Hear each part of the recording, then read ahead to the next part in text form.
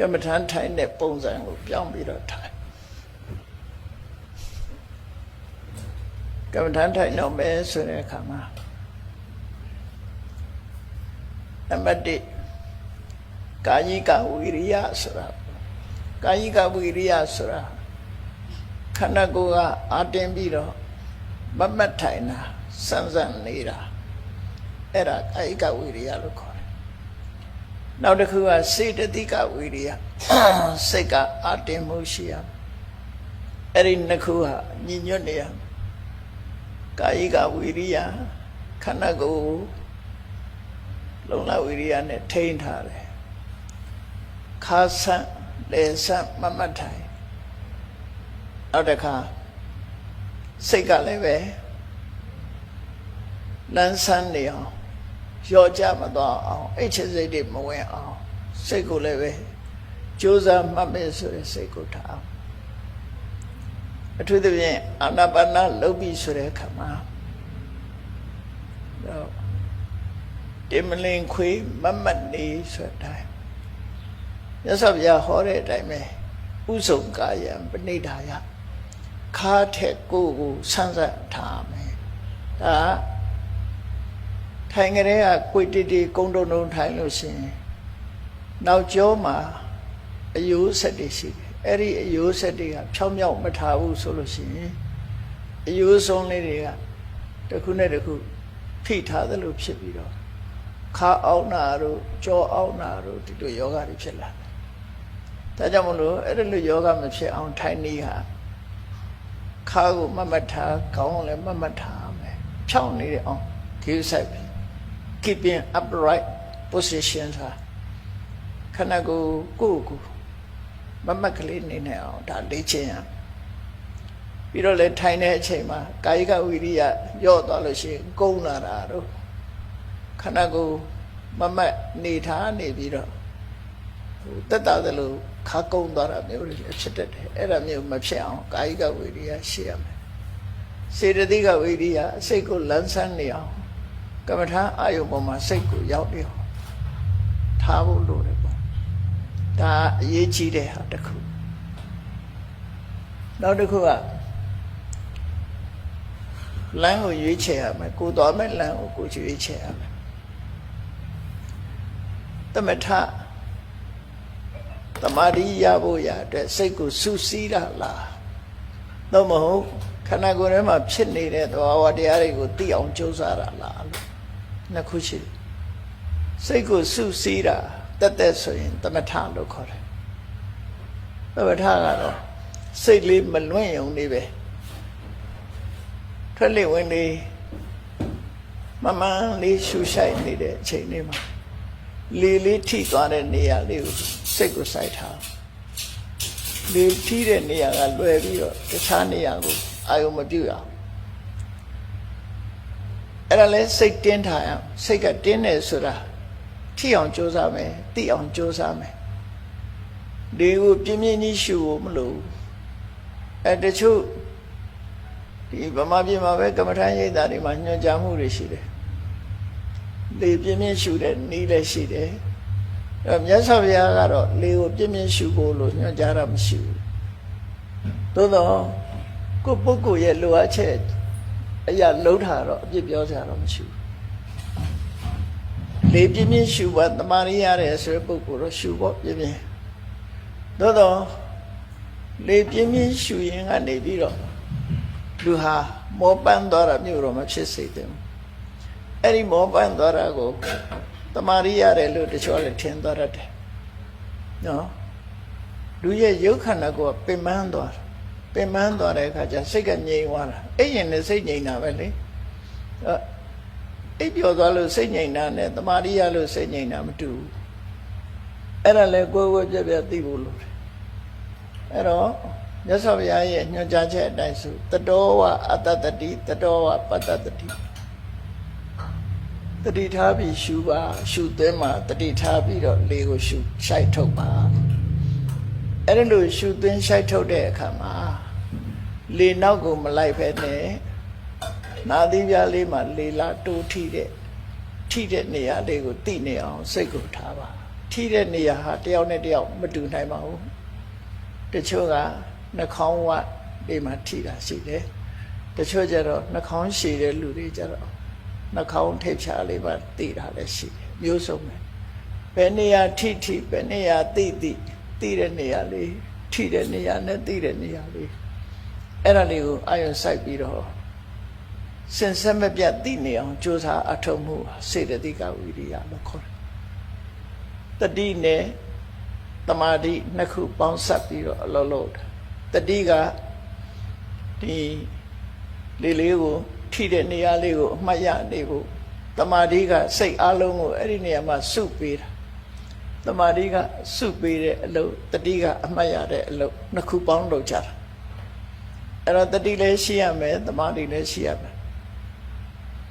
အဲ့ဒါကပဲအဓိကထားပြီးဂရုစိုက်ပြီးတော့မှတ်နေဖို့လိုတယ်မှတ်ရင်နဲ့ဒီကိုမှတ်နေတဲ့စိတ်ရဲ့အာယုံဟာပြောင်းလဲမှုတွေဖြစ်လာတတ်တယ်ပေါ့ပြောင်းလဲမှုတွေဖြစ်လာတယ်ဒါလည်းလူတယောက်ရဲ့စိတ်နေသဘောထားအရပြောင်းလဲမှုတွေဖြစ်တယ်တယောက်နဲ့တယောက်မတူဘူးနာသီးပြားကထိနေတာလေးကိုကြည့်ရင်ကနေပြီတချို့ကြတော့လေးကသူ့ဘောလုံးလေးလိုလဲနေတာမျိုးလဲစိတ်ထဲမှာထင်အောင်မြင်အောင်ဖြစ်လာတယ်စိတ်ငြိမ်သွားလို့ရှိတချို့ကြတော့ဆေးလေးတောက်ပြီးတော့ထုတ်လိုက်တဲ့အခါမှာမိကိုယ်တန်းလေးထွက်လာတယ်လို့ရှူရှိုက်နေတာဒီပဲလေမိကိုယ်တန်းလေးလို့စိတ်ထဲမှာလည်းထင်အောင်မြင်အောင်ဖြစ်လာတာတွေရှိတတ်တယ်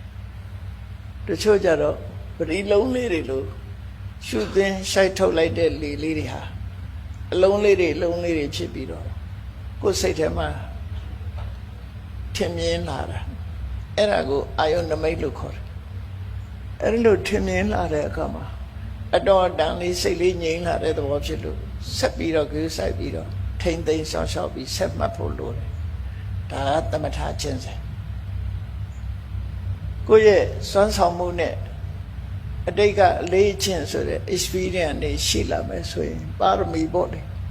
ရှိလာမယ်ဆိုရင်အဲ့ဒါဇန်ရသည့်ထီအောင်ဖြစ်သွားတယ်အဲ့ဒီအာယုနမိတ်လေးပေါ်မှာဆက်လုပ်လို့ရှိရင်ထွက်လေဝင်လေးနဲ့ဇန်ဆိုတာကောင်းရင်ပြန်တာကိုပြောတာမဟုတ်ဘူးဒီအာယုလေးပေါ်မှာစိတ်ဟာငြိမ်သွားပြီးတော့အာယုလေးကလွဲပြီးတခြားအာယုကိုမသိတော့တဲ့အနေထားကြာရှည်စွာထိုင်ပဏ္ဏာကြီးထိုင်ဒီအာယုလေးနဲ့သူဟာအမြဲစဉ်စဉ်မပြတ်နေတော့ဉာဏ်တွေအလုံးမေ့သွားတယ်ခန္ဓာကိုယ်မှာရှိတဲ့ညောင်းတာညာတာဘာတစ်ခုမှမရှိတော့ပဲနဲ့အလုံးစိတ်လေးကအေးချမ်းပြီးတော့ပိဋိဒုက္ခဆိုတာနှစ်ခုထင်ရှားပြီးတမာရီစွမ်းအားနဲ့အာယုန်လေးကိုတွေးနေတာနဲ့အာယုန်လေးပေါ်မှာစိတ်ကတိနေတာရဲ့ကျင့်နဲ့နေတာရဲ့စိတ်ချမ်းသာနေတာရဲ့အဲ့ဒါလေးနဲ့ခန္ဓာကိုယ်ရဲ့နာရကျင်နာကြိုက်တာခဲရညောင်းတာညတာတွေဘာတစ်ခုမှမသိပဲနဲ့ဆက်သွားနေနိုင်တာကိုအဲ့ဒါပထမအနေနဲ့ဆံလို့ပြောတာအဲ့ဒီတမာရီစွမ်းအားကောင်းလာလို့ရှိရင်ဒီလိုပထမဆံမျိုးစတင်ရရှိတတ်တယ်သို့တော့ရရှိလာတဲ့အခြေအနေတစ်ခုဟာအပ္ပတမနုနယ်သည့်အတွက်ကြောင့်ပြက်လွယ်တယ်ခဏလေးနဲ့ပြက်သွားဆုံးရှုံးသွားနိုင်တယ်အများကြီးဆုံးရှုံးသွားနိုင်လို့ထိမ့်သိမ်းဆောက်ရှောက်မှုကတိတ်အရေးကြီးတယ်လို့ဆိုမထိမ့်သိမ်းနိုင်လို့ရှိရင်ပြက်သွားတယ်ဒါလေးကိုကျေနပ်ပြီးတော့ကိုယ်စိတ်ထဲမှာတမက်တဖို့လို့ထင်ပြီးသွားရင်ဒါလမ်းလွဲသွားပြန်ပြက်ထွက်သွားတယ်နောက်ထပ်ရကြမှာရအဲ့လိုမဖြစ်အောင်တတိဆောင်ပြီးတော့တမာရိယအောင်ကြိုးစားပြီးအာထုတ်တာဒါသမထလို့ခေါ်တယ်အဲ့တော့သမထအာမထုတ်တော့ဘူးသမထဆိုတာငယ်ရွယ်တဲ့ပုဂ္ဂိုလ်တွေကြာရှည်စွာထိုင်နိုင်တဲ့ပုဂ္ဂိုလ်တွေကတော့သမထလုပ်တဲ့အသက်အရွယ်ကြီးလာတဲ့ပုဂ္ဂိုလ်တွေကခန္ဓာကိုယ်ရဲ့အားတွေရောကြလာပြီးကြာရှည်မထိုင်နိုင်ဘူးဆိုတဲ့ပုဂ္ဂိုလ်သမထလုပ်ရင်အောင်မြင်ဖို့ရခက်ခဲလိမ့်မယ်အဝိဒံမပါရမီရင့်တန်လာတဲ့ပုဂ္ဂိုလ်မျိုးသာဖြစ်နိုင်တော့အသက်ကြီးပြီဆိုရင်ရုပ်လျောမှုကတော့ရှိလာတာအဲကြောင့်သက်ကြီးလာတဲ့ပုဂ္ဂိုလ်ပဲဖြစ်စေငယ်ရွယ်သူပဲဖြစ်စေငယ်ရွယ်သူကသမထကိုလုပ်လို့ရမယ်ကြီးလာပြီဆိုလို့ရှိရင်တော့ဝိပဿနာလမ်းကြောင်းဘက်ကိုရွေးရမှာဖြစ်တယ် ဝိပဿနာလမ်းကြောင်းဆိုတာသမထနဲ့မတူတာဝိပဿနာလမ်းကြောင်းကစိတ်ထဲမှာပေါ်လာတဲ့အာယုန်ဒီပေါ်မှာဆင်ញင်သုံးသပ်နိုင်မှုကိုဝိပဿနာလို့ခေါ်တယ်သမထအခြေခံပြီးတော့ဝိပဿနာလုပ်မယ်ခုနကအာနာပါနလေးဝိပဿနာတိုက်ရိုက်လုပ်ချင်ပါတယ်သမထဘက်ကမသွားပဲနဲ့ဝိပဿနာလုပ်ချင်ပါတယ်ဆိုလို့ရှိရင်ဘယ်လိုအခြေတည်ရမလဲခုနလိုပဲထိုင်ပြီးတော့ထွက်လေဝင်လေတွေကိုစူးစိုက်ကြည့်တဲ့အခါမှာထွက်လေဝင်လေဆိုတဲ့ဝါယောဓာတ်ကသဘာဝတစ်ခုသူ့ရဲ့သဘာဝကဘာတော့လှုပ်ရှားနေတဲ့သဘာဝငြိမ်သက်နေတာမဟုတ်လှုပ်ရှားတဲ့တွန်းကန်တယ်အဲ့ဒါဝါယောရဲ့သဘာဝရှူလိုက်တဲ့လေလေးဟာလှုပ်ရှားတယ်တွန်းကန်နေတယ်အဲ့ဒါလေးကဝါယောဓာတ်ရဲ့သဘာဝအဲ့ဒီလှုပ်ရှားတွန်းကန်မှုလေးကနှာသီးပြားကိုလာထိလိုက်တယ်နှာသီးပြားကထိမှန်းသိဖို့ရအတွက်ဒီလေလေးကိုခံယူတဲ့ sensation ဆိုတဲ့သဘာဝကိုဖြစ်ပေါ်စေတတ်လို့သူ့ကိုကာယပတာရလို့ခေါ်တယ်ကာယပတာရထိမှန်းသိတဲ့နေရာကာယပတာရလေကဝါယောဖုထဘယုတ်အဲ့ဒီနာသီးပြားလေးကကာယပတာရဖုထဘယုတ်နဲ့ကာယပတာရနှစ်ခုစုံစည်းလိုက်တဲ့အခါမှာထိမှန်းသိတယ်ဆိုစိတ်လေးပေါ်လာအဲ့ဒီသဘောကိုစရတဲ့အခြေတည်အောင်လေလေးကတစ်ခုလှုပ်ရှားနေတာမဟုတ်လေလေးထိခံရတဲ့နေရာလေးကဒီထိမှန်းသိဖို့အတွက်အခြေခံအကြောင်းလေးဖြစ်တဲ့ပတာရယုတ်ကတစ်ခုဒီ sensation ဖြစ်တာကိုပြောတာနော်အဲ့ဒီနှစ်ခုပေါင်းစပ်လိုက်လို့ဒီအသိစိတ်လေးပေါ်လာတာဒါကတစ်ခုဆိုတော့လေကလည်းယုတ်တရားလေလေးထိတွေ့တဲ့နေရာမှာရှိတဲ့ကာပတာရကလည်းယုတ်တရားလေကဝါယောဖုတ္တပယုံတနည်းအားဖြင့်ပြောမယ်ဆိုဖုတ္တပအာယုံဒီလေထိတဲ့နေရာမှာရှိတဲ့ကာယပတာရလေးကဝတ္ထုနဲ့အာယုံနှစ်ခုပေါင်းစုံလိုက်တယ်။ဘာကြောင့်ဝတ္ထုလို့ခေါ်တော့ဆိုအသိစိတ်ရဲ့ဖြစ်ပေါ်ရာအသိစိတ်ကလေမှပေါ်တာမဟုတ်ဘူးလေထိတဲ့နေရာလေးမှာပေါ်တာအဲ့ဒီကာယပတာရဆိုတဲ့လေထိတဲ့နေရာလေးကိုအမိပြုပြီးတော့ထိသိစိတ်ဆိုတာလေးပေါ်လာတာအဲ့ဒီစိတ်ရဲ့ပေါ်ရဖြစ်တော့ကြောင့်ဝတ္ထုလို့ခေါ်တယ်။ဟိုကအာယုံဒီကဝတ္ထုအာယုံဝတ္ထုနှစ်ခုပေါင်းလိုက်တဲ့အခါမှာဒီစိတ်လေးပေါ်တာကိုဒါကိုပြောအဲ့တော့သုံးခုဖြစ်သွားထွက်လေဝင်လေမှတ်နေတဲ့အချိန်လေးမှာသုံးခုဖြစ်တယ်ဆိုတာကိုတတိထားပြီးတော့ထိတိုင်းတီတိုင်းဒီသုံးမျိုးဟာဖြစ်လာအကြောင်းဆုံးလို့ဖြစ်လာလိုက်ပြီးရင်ပျောက်သွားလိုက်ဖြစ်လာလိုက်ပျောက်သွားလိုက်ဖြစ်လာလိုက်ပျောက်သွားလိုက်မမြဲတဲ့သဘောကခေါင်းထဲမှာဝင်လာခိုက်တန့်လေးပဲပေါ်လာလိုက်ပျောက်သွားလိုက်ဆိုတဲ့သဘောတရားတွေကိုသိရှိလာအဲ့ဒါကြတော့ဝိပဿနာလမ်းချောင်းလို့ခေါ်တယ်အဲ့ဒီကနေဝိပဿနာမြတ်စွာဘုရားဟောတာနဲ့ပြောရမယ်ဆိုရင်ဒါအထင်ရှားဆုံးနေရာပြောတာကာယေသပဋိစ္စဖုတ္တဝိသဥပ္ပစ္စတိကာယဝိညာဏကာယေသကာပတာရယုတ်ကို၎င်းဖုတ္တဝိသထိတတ်တဲ့ဖုတ္တပါယုတ်ဆိုတဲ့အာယုံကို၎င်းပဋိစ္စအာယုံနဲ့ဝတ္ထုဒီနှစ်ခုအကြောင်းပြုပြီးတော့ကာယဝိညာဏကာယကိုမိပြီးတော့ဖြစ်တတ်တဲ့အသိစိတ်လေးတွေဥပ္ပစ္စတိဖြစ်ပေါ်လာတယ်။ငါကရှိနေတာမဟုတ်ဘူး။စောင်းချိုးနဲ့စောင်းအိုးကိုကြည့်လိုက်။စောင်းတန်ကိုကြည့်လိုက်ရင်စောင်းတန်ဟာစောင်းအိုးထဲမှာလည်းမရှိဘူး။စောင်းချိုးထဲမှာလည်းမရှိဘူး။သို့တော့စောင်းချိုးနဲ့စောင်းအိုးတက်ဆင်ထားတဲ့အချိန်မှာလက်နဲ့ထိလိုက်တဲ့အခါမှာတီးတဲ့လက်နဲ့ထိလိုက်တဲ့အခါမှာစောင်းတန်ဟာပေါ်ထွက်လာ။အဲ့ဒီသဘောတရားပဲအာယုံဖြစ်တဲ့ဖုရဘယုံလေနဲ့ကာယပတာရနဲ့ဆုံစည်းလိုက်တာစောင်းတီးလိုက်တာလို့ပဲအကြောင်းတစ်ခုဟာတိခတ်လိုက်တာစီကိုလက်နဲ့ပုတ်လိုက်တယ်လို့ပဲသူကလေကနာသီးပြားကိုလာထိလိုက်တာအဲ့ဒီထိလိုက်တဲ့စွမ်းအားကြောင့်အတိဆိုတဲ့ထိတိစိတ်လေးပေါ်လာ အဲ့တော့အဲ့မှာကြည့်လိုက်မယ်ဆိုရင်လေကလည်းပဲပေါ်လာပြီးပျောက်သွားတာပဲကာပတရာလေးကလည်းထိတိုက်အခက်လေးမှာပဲပြီးရင်သူ့အချိန်တန်ပျောက်သွားတာပဲအဲ့ထိသိတဲ့စိတ်ကလေးကဆိုလင်မြန်နဲ့နှုံသားနဲ့ပျောက်သွားတာပဲဖြစ်ပြီးတော့ရှောက်ပျောက်သွားတာအဲ့ဒီသဘောကိုစဉ်းကျင်စဉ်းစားသုံးသပ်နိုင်တာဒါဝိပဿနာအစဝိပဿနာဖြစ်အောင်လုပ်တယ်အစလေအဲ့တော့တရားရှာကိုမှတွေ့ဆိုတာကိုယ်ခန္ဓာကိုယ်ထဲမှာပဲတရားဆိုတာရှာအဲ့တော့ရှာတဲ့အခါမှာလက်နဲ့တွေလိုအပ်တယ်ပေါ့အဲ့ဒီလက်နဲ့ကဘာလို့ဆိုရင်တတိရဲ့ပညာရဲ့တမာတိရဲ့ဝိရိယရဲ့ဒါတွေကဒါကြောင့်မို့လို့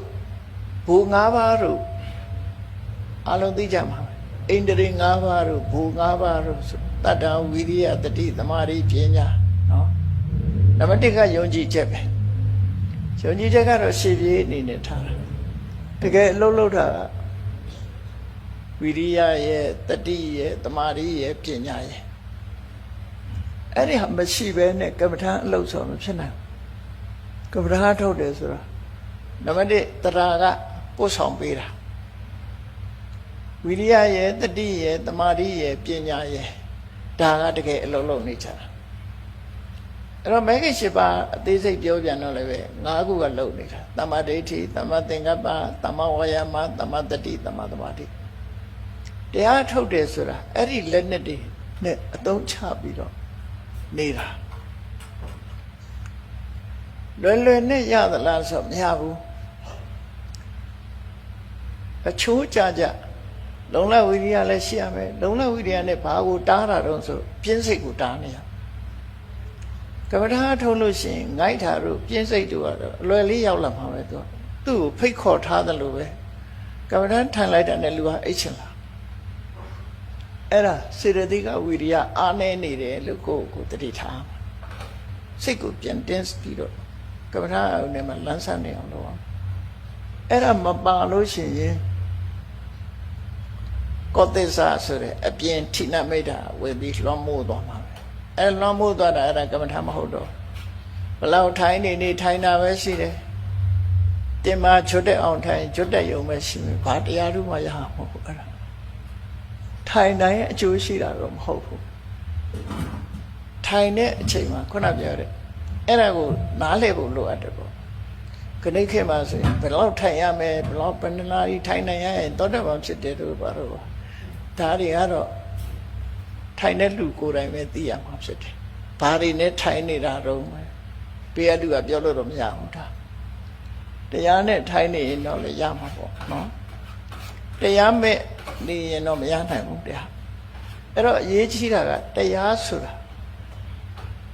တရားအခြေခံထားပြီးတော့ဝိရိယတတိသမာဓိပညာအဲ့ဒါတွေထက်ထက်တန်တန်လှုပ်ရှားပြီးအလုံးလုံးနေတာဖြစ်တယ်ဘယ်သူနဲ့အလုံးလုံးတာတော့ဆိုရင်ကိုဒီအာယုန်နဲ့လှုပ်လှုပ်တာနော်ကိုရှာထားတဲ့အာယုန်နဲ့လှုပ်လှုပ်တာသို့မဟုတ်ပေါ်လာတဲ့အာယုန်နဲ့လှုပ်လှုပ်တာသူတို့လှုပ်လှုပ်တာပေါ်လာတဲ့အာယုန်ဥပမာထွက်လေဝင်လေဆိုရင်ထွက်လေဝင်လေနဲ့လှုပ်လှုပ်ကြမယ်သူတို့ထွက်လေဝင်လေကအာယုန်အဲ့ဒီမှာအလုံးလုံးတဲ့ဟာတွေကတတ္တဝိရိယတတိသမာဓိပညာအဲ့ဒါတွေအလုံးလုံးအဲ့ဒါတွေနဲ့အလုံးလုံးနေတဲ့အခါရက်လက်ကဘာတွေတော့ဆိုဝိရိယတွေလည်းပိုကောင်းလာတယ်တတိတွေလည်းပိုကောင်းလာတယ်သမာဓိတွေပိုကောင်းလာအမှန်တော့ပြောရမယ်ဆိုရင်အလုံးလုံးတယ်ဆိုတာတွေက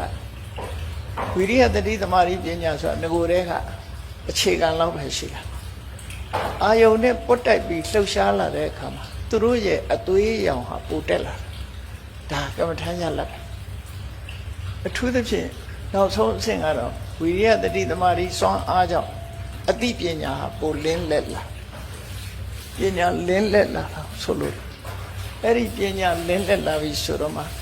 ရင်ထဲမှာရှိတဲ့အပူမီးတွေအလုံးထုတ်ပြနိုင်မှာဖြစ်ပညာစွမ်းအားနဲ့ထုတ်ပြနိုင်တတိတို့ဝိရိယတို့သမာဓိတို့ကအားပြောင်းနေသေးလို့ရှိရင်ပညာလည်းလင်းလက်မှာမဟုတ်ဘူးဥပမာမဲ့ကြေးပြားလေးတစ်ခုကြေးမုံလေးပေါ်မှာဒီကြီးဆွဲနေတဲ့ကြေးမုံကိုအင်အားစိုက်ထုတ်ပြီးတော့ပုတ် ပွတ်လေဝင်လာလေကိုမျက်နှာရိပ်ကထင်ထင်ရှားရှားပေါ်လာလေအဲ့တော့ပွတ်ထာနဲ့ပါနဲ့ဥပမာတူတော့ဆိုဝိရိယတို့တတိတို့သမာဓိတို့ကပုတ်ပေးနေအဲ့ချင်းမုံများလေးကပိုလင်းလာတယ်ပို့ပြီးတော့အယောင်တွေတောက်လာတဲ့ချင်းမုံများထဲမှာကိုယ့်ရဲ့မျက်နှာရိပ်ကပို့ပေါ်လာတယ်ဆိုတာပညာအဲ့ဒီပုံစံမျိုးဖြစ်အောင်ကြိုးစားအထောက်အမှာဖြစ်တယ်။တမန်နဲ့တော့မရနိုင်ဘူး။သို့တော့မရနိုင်ဘူးဆိုတာဟာလုံးလုံးမဖြစ်တာကိုပြောတာမဟုတ်ဘူး။တုံနဲ့တူလည်းအည်သွေးခြင်းလည်းတူမှာမဟုတ်ဘူး။တုံနဲ့တူရဲ့အခြေခံခြင်းလည်းတူမှာမဟုတ်ဘူး။မတူသည့်အတွက်ကြောင့်ဒါက individual ပဲ။ကိုနဲ့သာသက်ဆိုင်တဲ့ပုဂ္ဂလိကပဲ။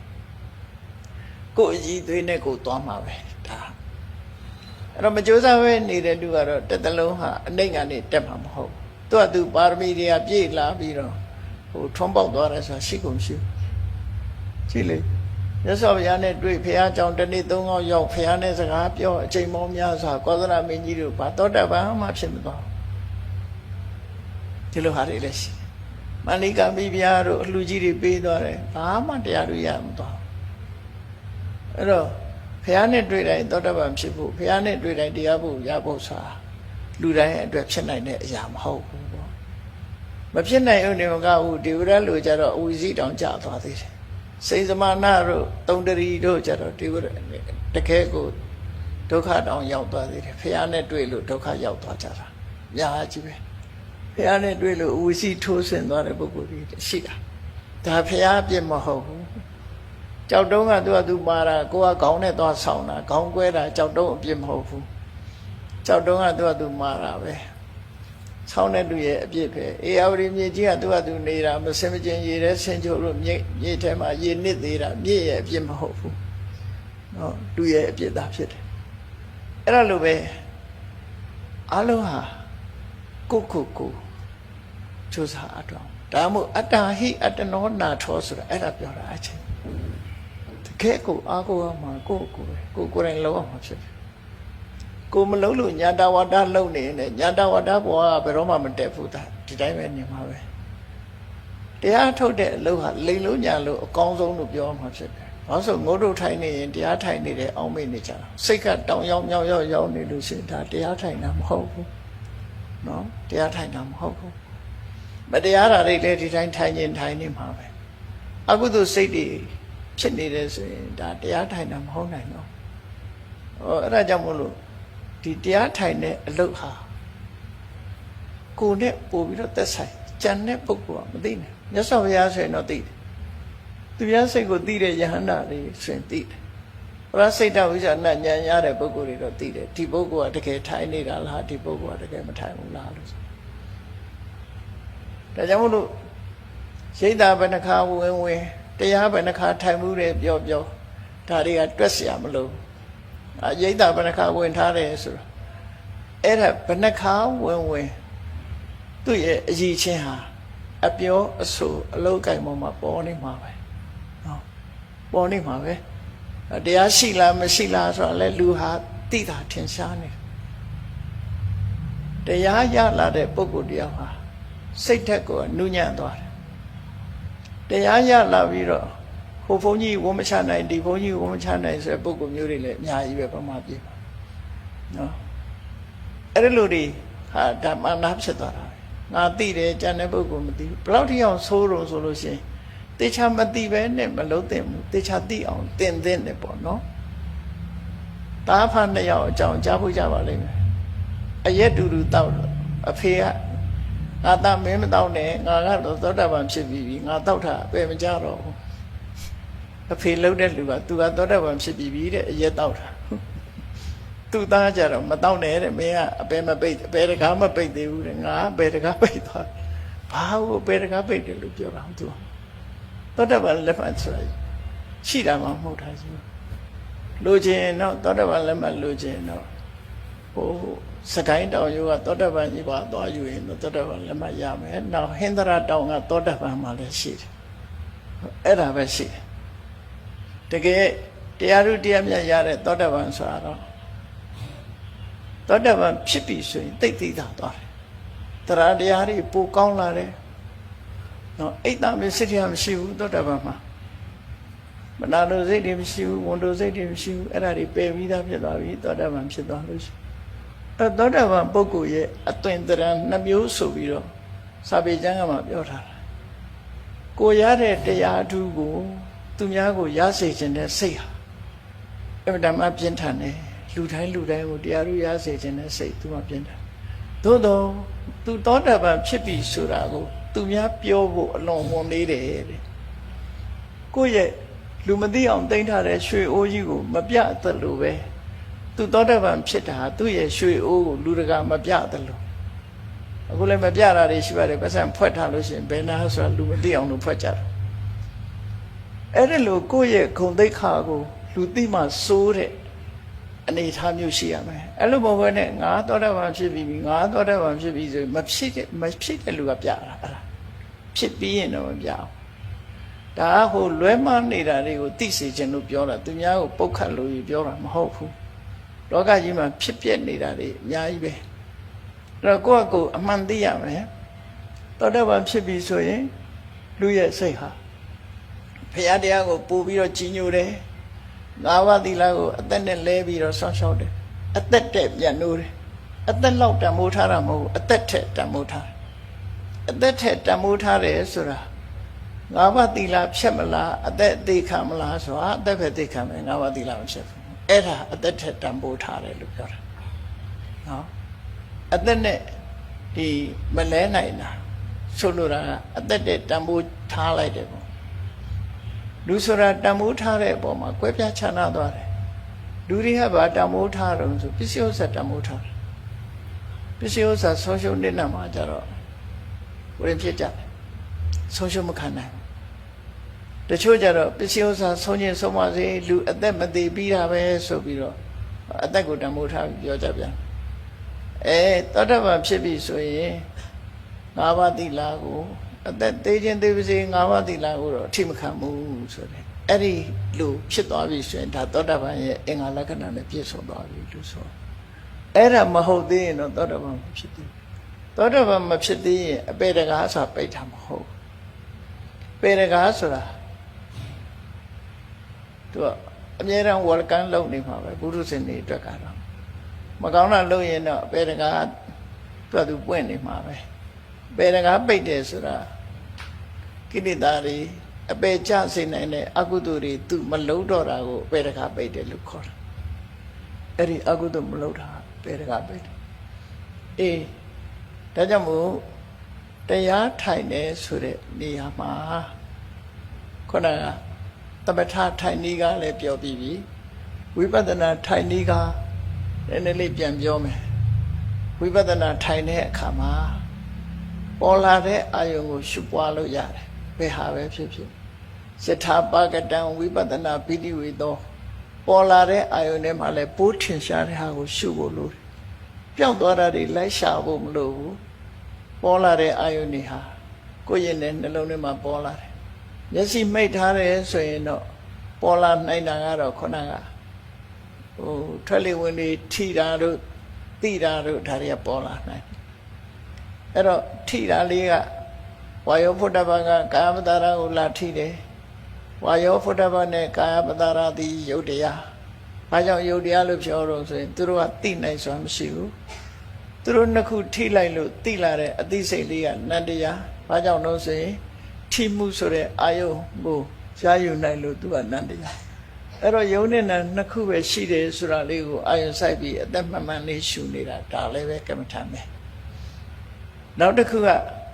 ထွက်လေဝင်လေပေါ်မှာအာယုကမရောက်ဘူးထိုင်တဲ့အကျမ်းပြင်နဲ့ကိုယ်ခန္ဓာကိုယ်နဲ့ဆိုရင်လည်းထိုင်တဲ့အကျမ်းပြင်ကမာကြောနေလို့တိတာနေတယ်တိတာနေရင်ထိုင်တဲ့အကျမ်းပြင်ကဖုတ္တပအာယုထိုင်တဲ့ကိုယ်ခန္ဓာကိုယ်ကြီးကကာယပတာရဟောဖုတ္တပနဲ့ကာယပတာရပေါင်းလိုက်တဲ့အခါမှာ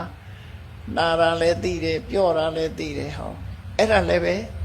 ထိတ်ထက်လေဝင်နေလို့ပဲကျမ်းပြင်ဆိုတဲ့ဖုတ္တပယုံနဲ့ကိုယ်ခန္ဓာကိုယ်ထိနေတဲ့ကျမ်းပြင်နဲ့ထိနေတဲ့ခန္ဓာကိုယ်စိတ်ပိုင်းဆိုတဲ့ကာယပတာရ အဲ့ဒီနှစ်ခုပေါင်းစပ်ပြီးတော့ထိမှန်သိနေတဲ့အသိစိတ်ကလေးကနန္တရားဟောယုတ်တရားနဲ့နန္တရားဒါလေးအာယုံပြုနေလို့ရှိရင်လည်းပဲဝိပဿနာဖြစ်တယ်အဲ့ဒီအချိန်မှာဒီနှစ်ခုကိုပဲအာယုံစိုက်ပြီးတော့သိနေအောင်လုပ်ရမယ်မမြဲတာတွေဘာတွေရှောက်မတွေးနဲ့အောင်သူကသူသိလာမှာအဲ့တော့ကိုတတိထားရမှာကနှမျိုးပါလားဆိုတာကိုသိနေဖို့လို့ငါထိုင်နေတာတစ်မျိုးတည်းလို့ထိုင်အောင်မေ့နေတယ်ကြည့်လိုက်တဲ့အခါလူရဲ့ပုံမှန်တဏ္ဍာနဲ့အလုံးမေးထားလိုက်ပြီးတော့အောက်ကမာတဲ့ပြောတဲ့ထိုင်ကုန်ရဲ့ကိုယ့်ရဲ့ထိုင်ကုန်နဲ့ထိနေတဲ့ခန္ဓာကိုယ်စိတ်ပိုင်းရဲ့အဲ့ဒီနှစ်ခုကာယပတာရနဲ့ဖုဒ္ဓဘာယုံဒီနှစ်ခုထိနေတာထိမှန်းသိလိုက်တဲ့ကာယဝိညာဉ်စိတ်ရဲ့အဲ့ဒီသုံးခုဟာဒီစက်စမပြတ်ဖြစ်နေတယ်အဲ့ဒီသုံးခုကိုပထမဆုံးသိရှိနားလည်နေအောင်သိတာဒါကိုညာတပရိညာလို့ပြောတယ်သိလိုက်တာတွေကိုသိတယ်ခုသိတာဟောထိုင်နေတော့သိတယ်ဆိုလို့ရှိရင်အောက်ကဖုဒ္ဓဘာဆိုတဲ့ထိုင်ကုန်ရဲ့အထီတွေ့ကိုသိတယ်ကာယပတာရကိုသိတယ်ထိမှန်ဒီနှစ်ခုထိလိုက်တာကိုဖြစ်ပေါ်လာတဲ့အသိစိတ်ကိုသိတယ်သုံးမျိုးအသိရှိလာတယ်သုံးမျိုးဟာနှမျိုးကယုတ်တရားသိတာကနန္တရားလို့ဆိုယုတ်နဲ့နံနဲ့꿰လာတယ်အဲ့ဒီယုတ်နဲ့နံနဲ့သဘာဝတရားနှစ်ခုကိုပဲမိမိရကြီးဖြစ်လာအောင်သိသိတယ်ဆိုစာပေကျမ်းကမှပြောတယ်သိသိတယ်ဆိုတာအဲ့ဒါကိုပြောသိသိတယ်ဆိုတာသိကျုံပြီးသိတာကိုသိသိတယ်လို့ခေါ်တယ်ဗမာစကားလည်းတစ်ခါလေးစာဖတ်ရင်နားလဲမှာမဟုတ်ဘူးအဲ့ဒါတည်းရူပပရိက္ခနာမပရိက္ခရုပ်ကိုသိသိတယ်နာမ်ကိုသိသိတယ်လို့ကမ္မထာစာအုပ်တွေရေးလို့ရှိတယ်သိသိတယ်ဆိုတာအလုံးခြုံပြီးတော့သိတယ်လို့ဆိုလိုတယ်ပေါ့သိတာကိုပြောတာနော်ရှုံမှန်းသိလိုက်တယ်နံမှန်းသိတယ်ဒါကလွဲလို့ဘာမှမရှိဘူးဆိုတာသိလာတယ်အဲ့ဒီယုံနဲ့နံနှစ်ခုသိသိရှိမှုသည်ဒါဟာဝိပဿနာတရားရဲ့အာယုံပဲလို့သူတို့မှတ်ရအဲ့ဒါဝိပဿနာရဲ့အာယုံဟာဒါကိုပြည့်ညက်တွေကိုလိုက်ပြီးတော့အာယုံပြောမှာမဟုတ်ဘူးကိုလက်တွေ့အောက်ကဖုဒ္ဓဘာဆိုတဲ့ထိစေရရဲ့ဒီကာပတာရဆိုတဲ့အထိခံရဲ့အဲ့ဒီနှစ်ခုပေါင်းပြီးတော့သိတဲ့စိတ်ရဲ့ယုံနဲ့နံဒီနှမျိုးဟာငါမှာဒီယုံနဲ့နှမျိုးသာရှိတယ်လို့ထက်လေးဝင်းလေးမှတ်ရင်လည်းအဲ့ဒီတိုင်းပဲဒါမျက်စိမိတ်ထားတဲ့အချိန်မှာအဲ့ဒါလိုဖြစ်တယ်တခြားနည်းနဲ့ပြောမှဆိုရင်နှာခေါင်းနဲ့အနံ့ရလာပြီဆိုရင်အနံ့ကရုပ်တစ်ခုအဲ့ဒီအနံ့ထိတဲ့ခန္ဓာပတာရဆိုတဲ့အနံ့ရတဲ့နေရာကရုပ်တစ်ခုအဲ့ဒီနှစ်ခုပေါင်းစုံခြင်းကြောင့်အသိစိတ်လေးပေါ်လာတဲ့ခန္ဓာဝိညာဉ်စိတ်အဲ့ဒါလေဝိပဿနာရှုလို့ရမယ်အဲ့လိုမဟုတ်ဘဲနဲ့ပါဇက်ထဲမှာအရသာတစ်ခုပေါ်လာတယ်ကိုယ်တတွေးမျိုးလို့အရသာပေါ်လာတယ်ဆိုရင်ဒါလည်းဝိပဿနာရှုလို့ရတယ်တတွေးကရတ္တဒီကာဇီဝပတာရအဲ့ဒီရတ္တကိုခံယူတဲ့ sensation ရှိတဲ့လျှာကဒီဇီဝဝတ္ထုဇီဝဝတ္ထုနဲ့ရတ္တယုံစာပေလို့ခေါ်တဲ့ကဒီ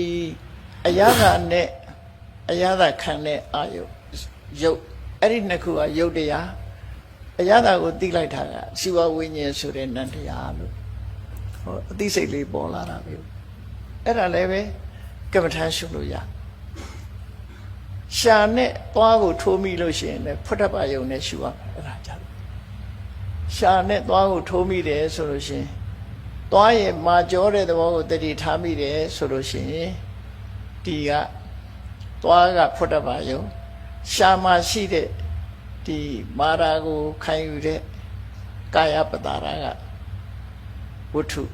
အဲ့ဒီနှစ်ခုပေါင်းစပ်လိုက်တဲ့အခါမှာမှန်သိလိုက်တဲ့စိတ်ကပေါ်လာတယ်ဒါကကာဝိညာဉ်စိတ်လို့ပဲခေါ်တယ်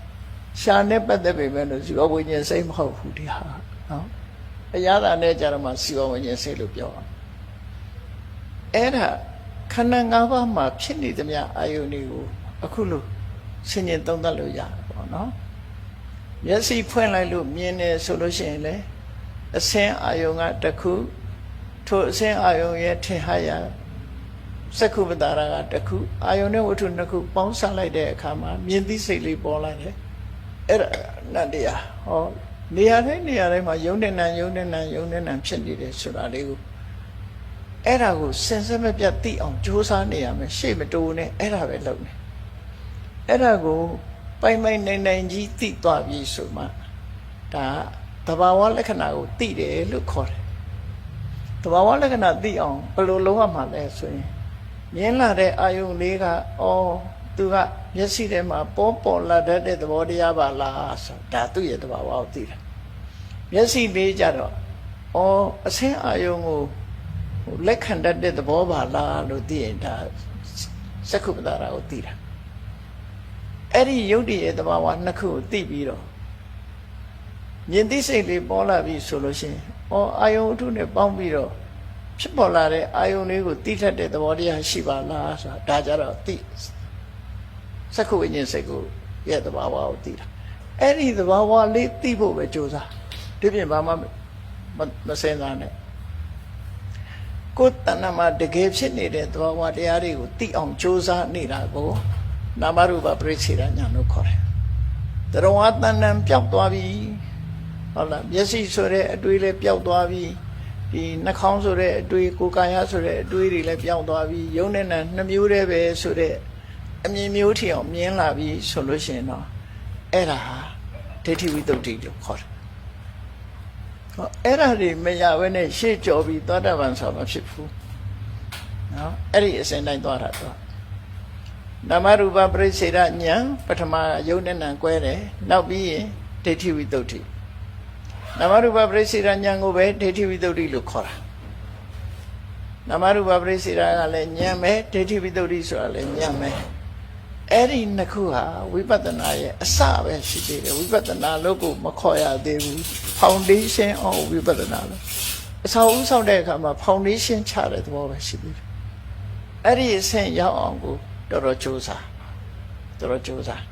အဲ့ဒီအဆင့်တွေကြော်သွားပြီးတဲ့အခါကျတော့မှဘာကြောင့်ဖြစ်တယ်ဆိုတာအကြောင်းကိုပဲတွဲဖက်သိလာလို့ရှိရင်ကင်္ခာဝိတရဏဝိတ္တုနဲ့ပစ္စယပရိက္ခဉာဏ်ဆိုဖြစ်တယ်အဲ့ဒီဉာဏ်နှစ်ခုရမှသုလသောတာပန်လို့ပြောတာဒါတင်စားပြီးပြောတာပါသောတာပန်အစစ်မဟုတ်ဘူးသောတာပန်နဲ့လားတူတယ်ပေါ့ဒီဉာဏ်နှစ်ခုရရင်အဲ့ဒီဉာဏ်နှစ်ခုရဖို့ကိုမနေချိုးစားမနေအာရုံပြုပြီးတော့ကြိုးစားမြတ်စွာဘုရားကတဏ္ဍပြောင်းအောင်ဘယ်လိုရှုရတယ်ဆိုတာဥပမာလေးတစ်ခုပြောပြမယ်ကိုယ့်ကိုစဉ်းစားကြည့်နွားတတ်သမားတယောက်ဟာနွားတတ်တယ်စိတ်တတ်သမားစိတ်တတ်တယ်ပေါ့နော်တတ်နေတဲ့အချိန်မှာ तू နွားတတ်နေတယ်စိတ်တတ်နေတယ်ဆိုအသိရှိတယ်စိတ်ကောင်းလို့နွားကောင်းလို့ညီရှိနေတယ်အဲ့ဒီအချိန်မှာ तू နွားကိုတတ်နေတယ်စိတ်ကိုတတ်နေတယ်နောက်တစ်ခါစိတ်ကိုဖြတ်ဒီလှီးဖြတ်နေတယ်နွားတွေကိုလှီးဖြတ်နေတယ်နွားဆိုတဲ့အသိရှိသေးတယ်အားလုံးအသားတခြားအယိုးတခြားအရည်တခြားလှုပ်ပြီးတော့ဈေးရောက်သွားပြီးတော့အဲ့ဒီအသားကိုဈေးမှာရောက်တဲ့အချိန်မှာနွားဆိုတဲ့အသိရှိသေးလားအဲ့ဒီလိုထိအောင်အာရုံပြုနိုင်ရမယ်လို့ပြောတယ်ညဆောဗျာနွားဆိုတဲ့တင်ညာပျောက်သွားပြီအဲ့တော့ဝိပဿနာတရားအထုတ်တဲ့အခါမှာအဲ့ဒီတင်ညာသရဝါဆိုတဲ့တင်ညာငါဆိုတဲ့တင်ညာလူရဲ့ပုံပန်းတဏ္ဍဆိုတဲ့အမှတ်တင်ညာတွေအားလုံးပျောက်သွားပြီးယုံနဲ့နှမျိုးပဲဆိုတာကိုမြင်သိထိအောင်အခြေခံကိုရအောင်လုပ်ရမယ်အဲ့ဒါမရဘဲနဲ့အထက်တဲ့တော့လမ်းကျမှာပဲဒါနော်အထက်တော့ရောက်မှာမဟုတ်ဘူးလမ်းကျသွားမှာပဲဘာလို့လဲဆို foundation မရှိဘဲနဲ့အိမ်ဆောက်တာနဲ့အလားတန်တူတယ်ပြိုကျသွားမှာပဲအဲ့တော့ပြိုကျသွားမယ်ဆိုဝိပဿနာဆိုတဲ့အထုပ်ဘယ်တော့မှတတ်လို့မရဘူးပြိုကျမှာပဲအဲ့တော့အဲ့ဒါတွေကိုအချိန်များများယူပြီးတော့ကြိုးစားအထောက်ကြရမှာကဲအခုရှင်းပြတာတွေနားလည်လောက်ပါပြီသမထလုပ်မယ်ဆိုရင်လည်းသမထပြီးပြင်းပြင်းဖြစ်အောင်လုပ်ရမယ်ဝိပဿနာလုပ်တယ်ဆိုရင်လည်းဝိပဿနာပြီးပြင်းပြင်းဖြစ်အောင်လုပ်ရမယ်ကမ္မထန်ထိုင်နေတိုင်းဒီတရားတွေဖြစ်နေတာမဟုတ်ဘူးကိုယ်တိုင်ကိုကြိုးစားပြီးကိုယ်ရင်ထဲမှာဘာတွေဖြစ်နေတယ်ဆိုတော့ကိုယ်အသိဆုံးပဲသူများမသိဘူးဒါမှမဟုတ်ကိုယ်သိသူများကိုလိန်နာညတာတယ်ကိုယ့်ကိုလိန်နာညတာမဖြစ်စေဘူးကိုယ့်ရင်ထဲမှာဝိရိယတွေတိုးတက်လာလားတတိတွေတိုးတက်လာသလားတမာတိတွေတိုးတက်လာသလားပညာတွေဖြစ်လာသလားဆိုတဲ့ပေါ်မှာမူတည်ပြီးတော့ဆုံးဖြတ်ချက်ချဘသူပြောလို့မှမယုံနေနဲ့တရားဆိုတာနော်လမ်းကြောင်းပဲပေးတာဖြစ်တယ်အေးဒါကြောင့်မို့ မြတ်စွာဘုရားဟောကြားတဲ့တရားဓမ္မကိုအခွင့်အခါကြုံကြိုက်တဲ့အချိန်မှာမှန်ကန်တဲ့လမ်းကြောင်းကနေတို့တွေစ조사အထောက်ကြမယ်လို့ကိုယ်စီစိတ်ထားပြီးတော့တရားဓမ္မကိုဆက်လက်ကျင့်သုံးပွားများအထောက်နိုင်ကြပါစေကုန်သတည်း